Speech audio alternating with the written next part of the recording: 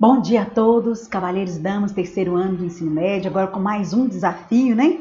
Junto com vocês, a partir de agora do segundo trimestre. Então, nós já estamos juntos há muito tempo com português e literatura, e agora, a partir do segundo trimestre, o nosso novo desafio de trabalhar com vocês também a redação para o Enem, né? Então, bora junto, vamos junto nessas, vamos garrar firme aqui, trabalhar sério. E nós estamos agora na nossa aula número 2, né, do Enem. A nossa aula 1 é ao vivo, né, via Zoom, e a nossa aula 2 é sempre, né, a gente sempre tem uma aula, a primeira aula da semana via Zoom, né, ao vivo, e a nossa aula 2 sempre através aqui do YouTube, para que a gente possa trabalhar elementos teóricos. Então, na aula ao vivo a gente trabalha mais as questões das dúvidas, tirar dúvidas, dicas de alguns textos que foram produzidos, deixaram de ser produzidos, como que foi os acertos. E essa aula aqui, pelo YouTube, ela sempre vai trabalhar a parte teórica, né? Ou seja, fundamentar para vocês, teoricamente, alguns elementos. E hoje o nosso olhar é sobre a competência 1. A gente sabe que a redação é dividida em 5 competências, cada uma delas com valor de 200 pontos. E hoje nós vamos trabalhar a competência 1.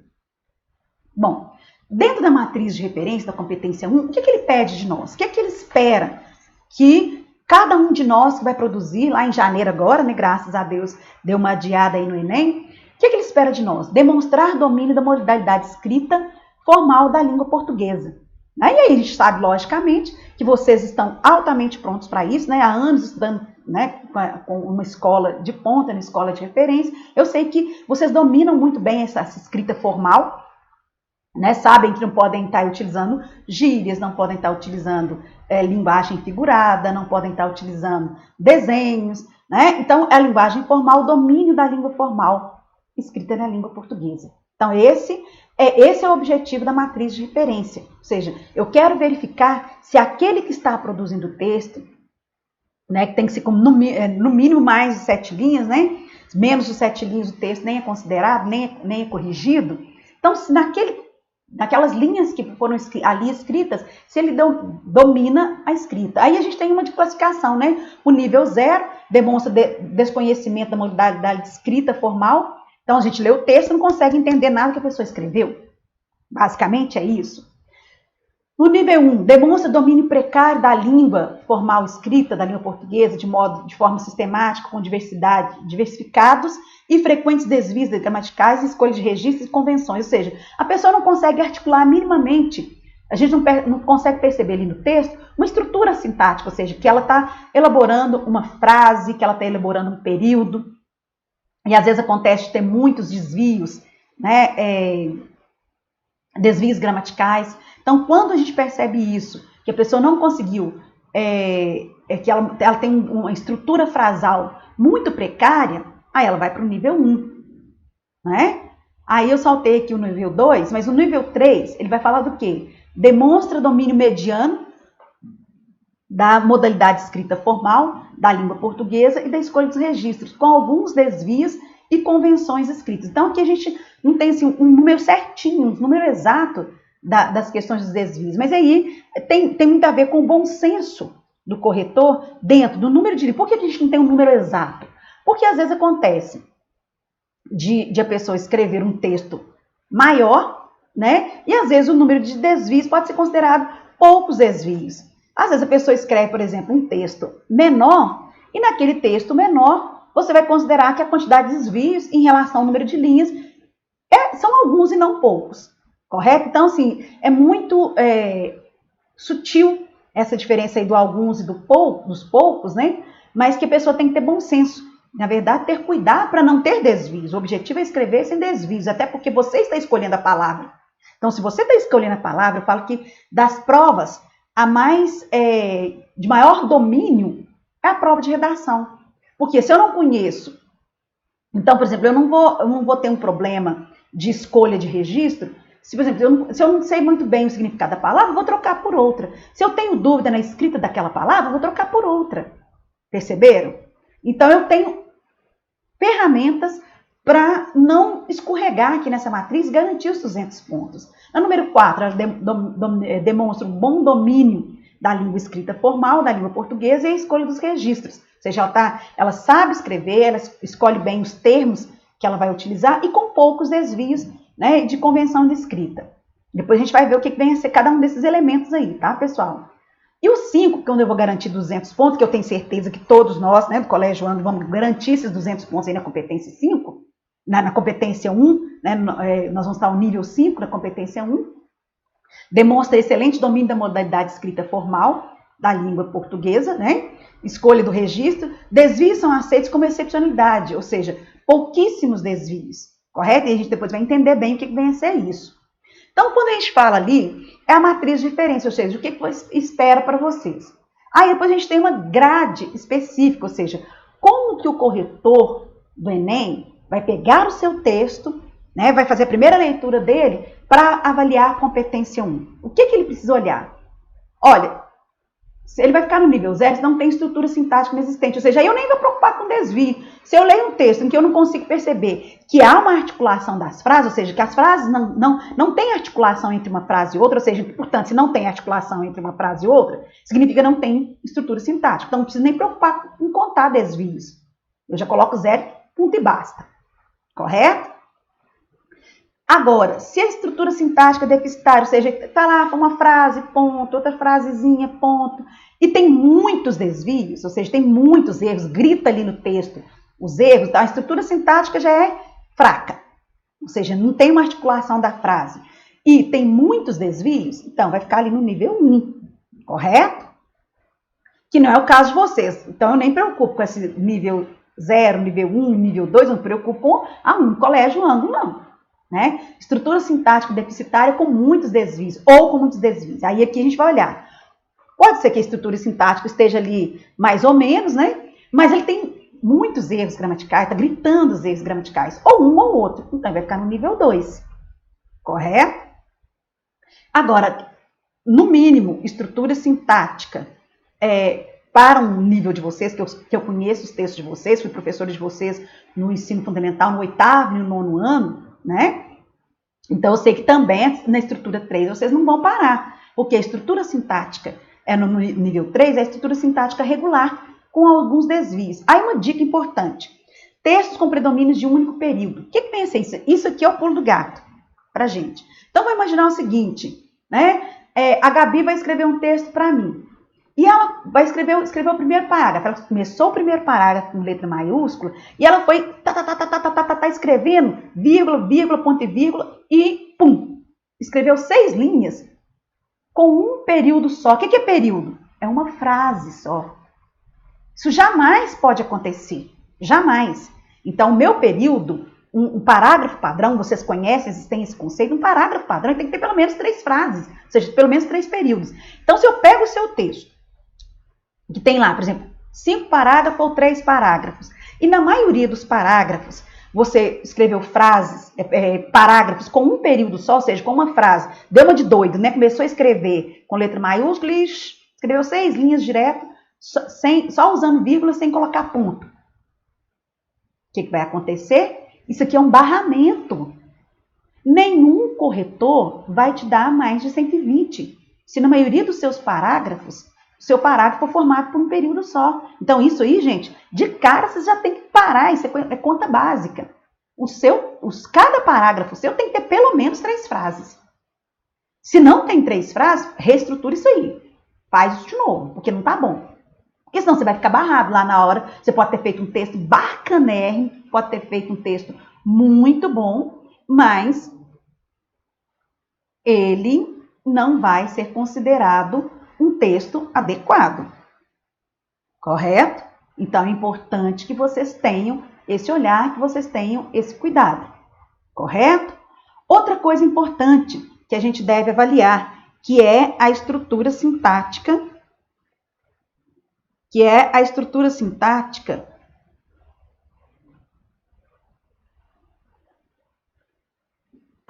sintática boa e com poucos desvios. Então, o que vem a ser isso? Uma estrutura sintática boa com poucos desvios.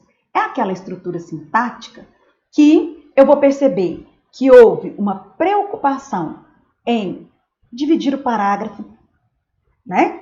Em cada parágrafo tem ali pelo menos 3 frases. né? Houve a preocupação de usar orações coordenadas, subordinadas, intercaladas, ou seja, há um cuidado de não simplesmente ficar ali encadeando um monte de frase, ou seja, é uma estrutura sintática bacana, bem elaborada, bem estruturada, e com poucos desvios, com poucos erros gramaticais e com poucos desvios sintáticos, correto? A estrutura sintática aqui é nesse ponto que nós queremos chegar. Estrutura sintática excelente. Ah, Cris, então para eu ter 200 pontos na competência 1, eu não posso ter nenhum erro? Não, gente, não é assim que funciona. Né? Você pode ter uma falha sintática, sim, pode ter um ou outro desvio, mas quando a gente fala de estrutura sintática excelente, é quando a gente vê, primeiro, uma dica muito importante aqui, os seus parágrafos, eles estão harmônicos, ou seja, tem uma média de parágrafos, de linhas harmônicas. Então, por exemplo, eu escrevi um texto com 4 parágrafos, a introdução, dois argumentos no desenvolvimento e a minha proposta de intervenção lá na conclusão. Então, há uma simetria dentro do tamanho dos parágrafos. Né? Então, aí uma média de 6, 5, 7 linhas. Então, há uma simetria, porque tem gente que é assim, escreve o primeiro parágrafo enorme, escreve lá 8 linhas no primeiro parágrafo, aí no segundo parágrafo, que é o desenvolvimento, coloca 2 linhas ou 3, ou seja, ele abandonou o desenvolvimento, ele não desenvolveu o texto. Então, já ficou um desequilíbrio ali, um com 8 linhas e um com 3. Aí depois ele escreve um com 5 e outro com 10. Então, essa primeira coisa, esse equilíbrio entre a harmonia do parágrafo padrão. Outra coisa, igual eu falei para vocês, uma estrutura sintática que eu tenha, obrigatoriamente, pelo menos 3 frases em cada parágrafo, no mínimo, né? Segundo, que você use uma estrutura sintática mais complexa, mais sofisticada, não ficar só em orações coordenadas. Então, uma estrutura sintática mais complexa, mais completa, correto? E aí, vamos falar da questão dos erros.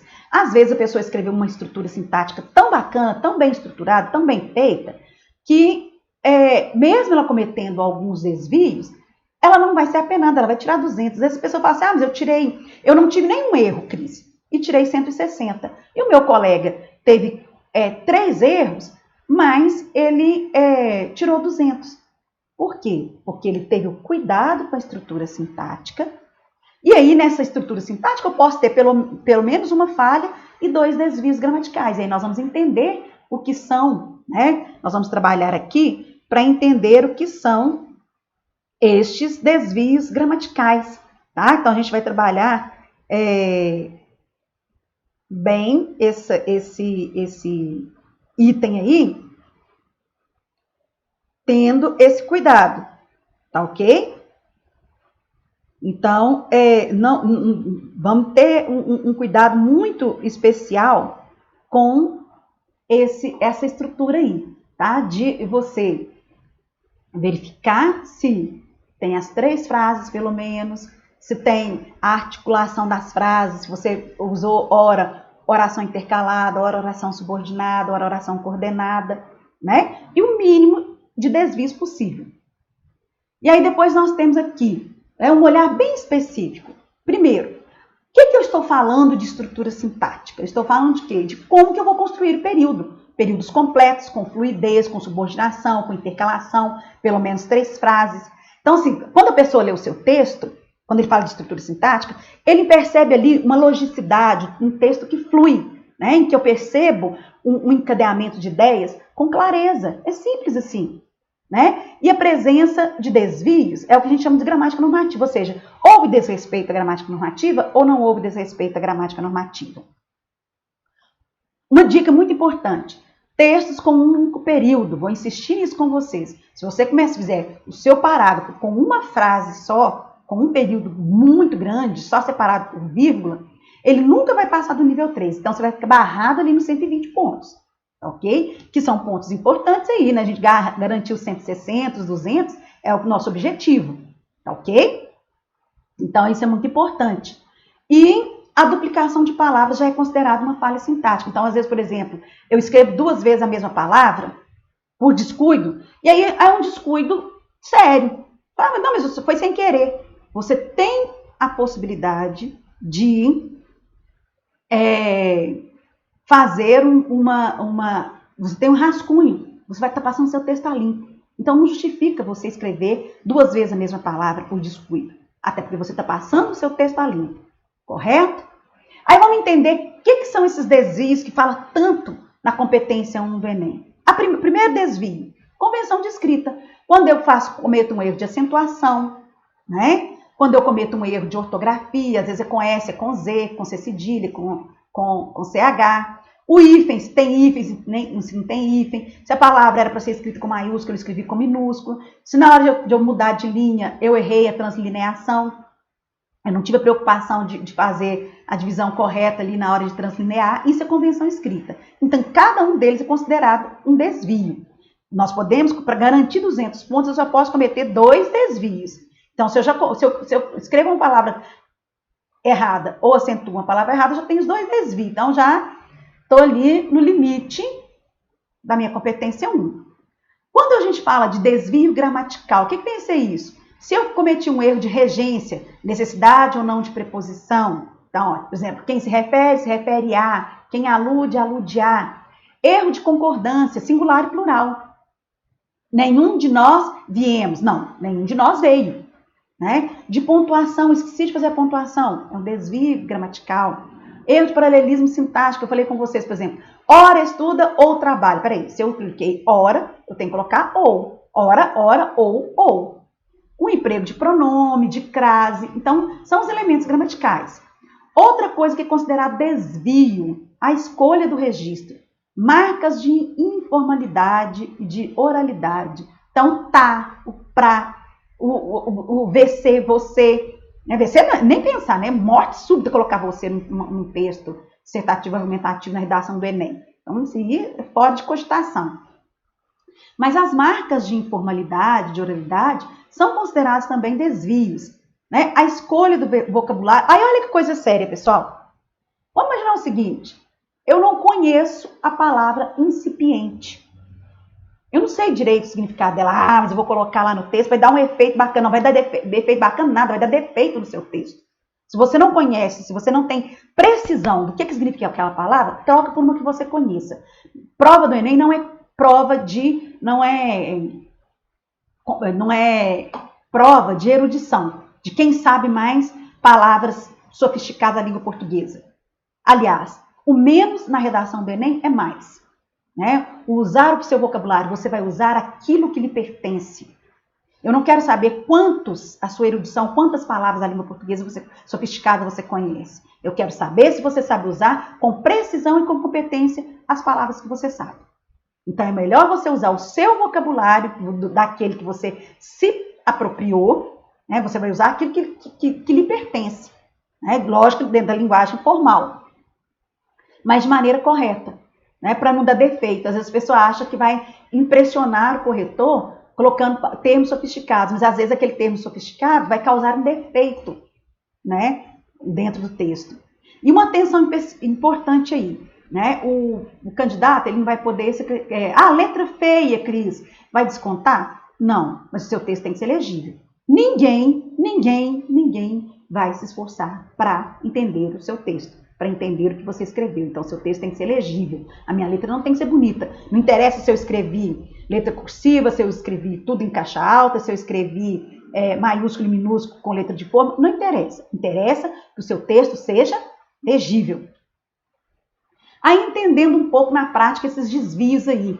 Né? Então, por exemplo, eu teria que ter escrito A com H, indicando tempo, há décadas. Aí eu coloquei A, sem acento, A sem H. Isso é um desvio. Eu deveria ter escrito onde, eu escrevia aonde. É um desvio. Aí agora uma dica importante para vocês, tá, pessoal? O onde, ele é um conectivo, um elemento coesivo. Se ele for usado, né, sem a ideia, eu posso até errar, onde por aonde, confundir, escrever onde por aonde, mas ele tem que ter sempre essa ideia de função locativa, tá? Tem que estar sempre retomando um lugar. Se eu uso onde, eu sou do tempo onde as pessoas honravam falar. Peraí, tempo onde? Tempo não é lugar, não é locativo, tempo não é lugar. Então eu não errei, não foi na escrita, então não é um desvio, correto? É um uso inadequado do coesivo. Então, ele vai ser apenado lá na competência 4. E aí, gente, lógico, a prova do Enem tem tem um critério interessante, você não vai apenar 2 vezes a mesma coisa. Então, aí há um erro de inadequação do coesivo. Então, eu sou do tempo em que, ou sou do tempo quando, agora, tempo onde, tempo não é lugar, então aí seria um erro lá da competência 4, tá?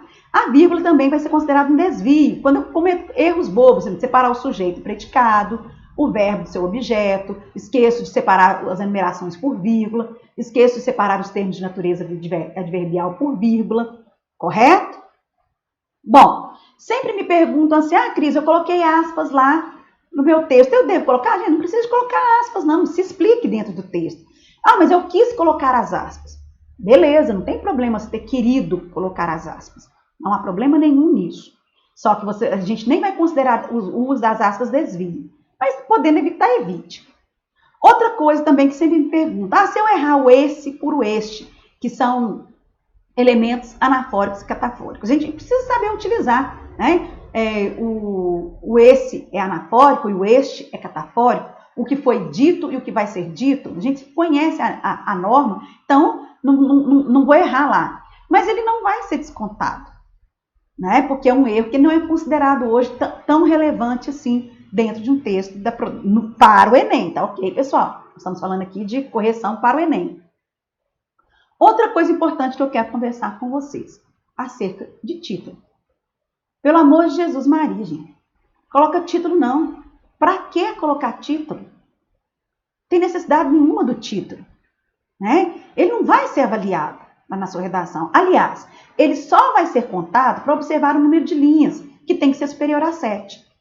Né? Lógico que uma pessoa que está querendo disputar o Enem, querendo disputar uma vaga numa universidade federal, lógico que ele vai escrever muito mais de 7 linhas. Então, não há necessidade nenhuma de título, correto? E ele só vai contar para o número de linhas, ele não vai contar para mais nada, eu não vou usar esse título para mais nada. Então, não há necessidade de colocar o título, correto? Bom, espero que eu tenha esclarecido para vocês aí, né, um olhar bem simples sobre a competência 1, né, do Enem. Na próxima aula, na nossa aula 4, né, porque a aula 3 vai ser ao vivo, na próxima aula, na nossa aula 4, eu vou falar para vocês nós vamos discutir sobre a competência 2 e assim por diante, sempre parando para conversar sobre uma das competências, para que a gente garanta, passo a passo, competência a competência, os nossos 200 pontos no Enem. O nosso objetivo é buscar a nota 1000. Grande beijo, sucesso a todos!